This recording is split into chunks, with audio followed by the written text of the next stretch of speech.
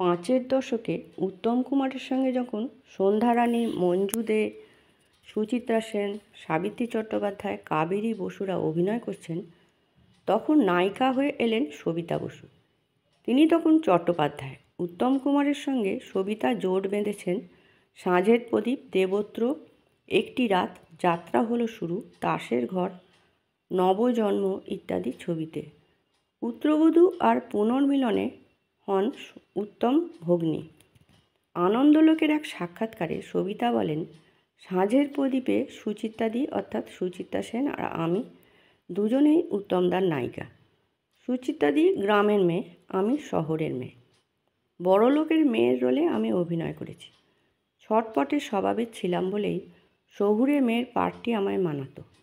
এই ছবির আউটডোর শুটিংয়ে একটা মজার ঘটনা ঘটেছিল।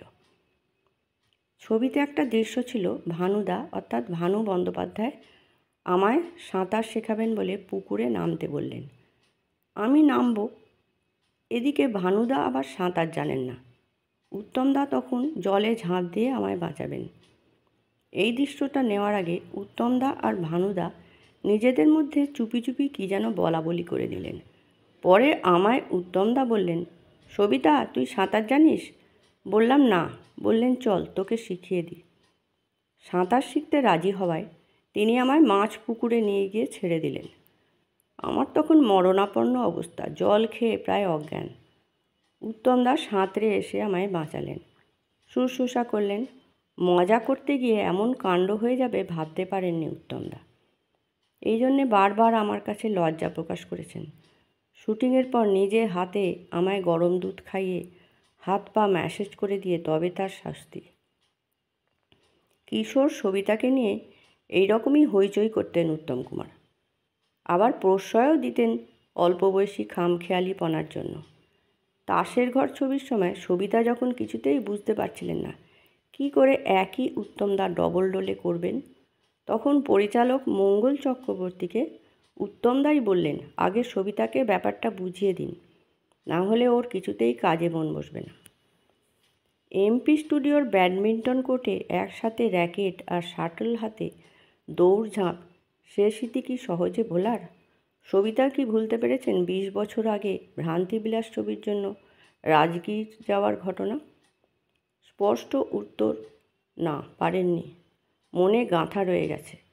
উত্তমদার কাছে খাবার জন্য আবদার করেছেন, পথের মধ্যে চোখে যা পড়েছে তাই কিছু কিনে দিতে বলেছেন।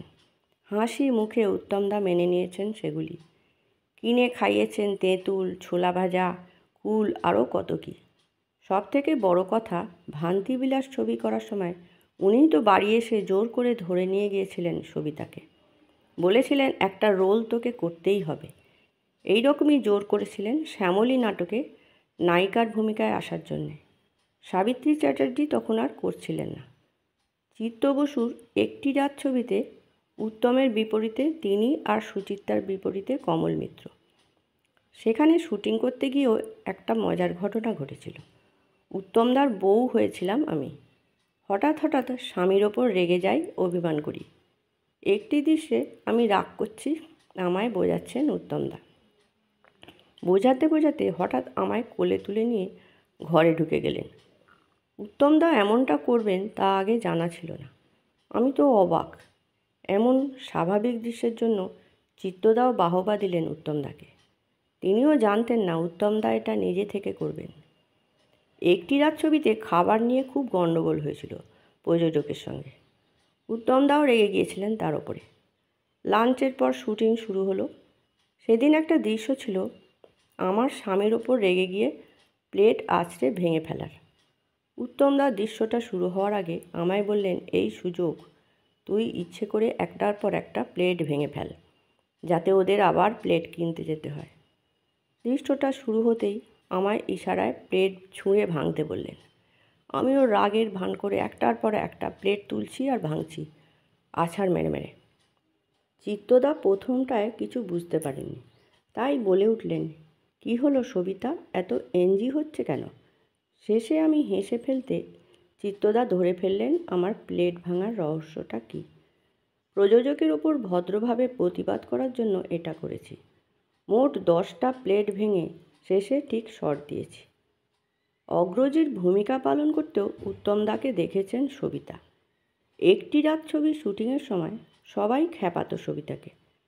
একদিন স্টুডিওয়ে বসে বড়রা রসালো গল্প করছেন ওদের নিয়ে। উত্তম বললেন, সবিতা তুই বাইরে যা। ওদের বললেন, ও বাচ্চা, ওকে ছেড়ে দাও। অবশ্য পরবর্তীকালে এই উত্তমদা ওকে ঠাট্টা করতেও ছাড়েননি। গৌরাঙ্গ বসুর সঙ্গে সবিতার বিয়ের পর ওকে খালি বলতেন, তুই এত হইচই করিস, এই গম্ভীর লোককে বিয়ে করলি কী করে?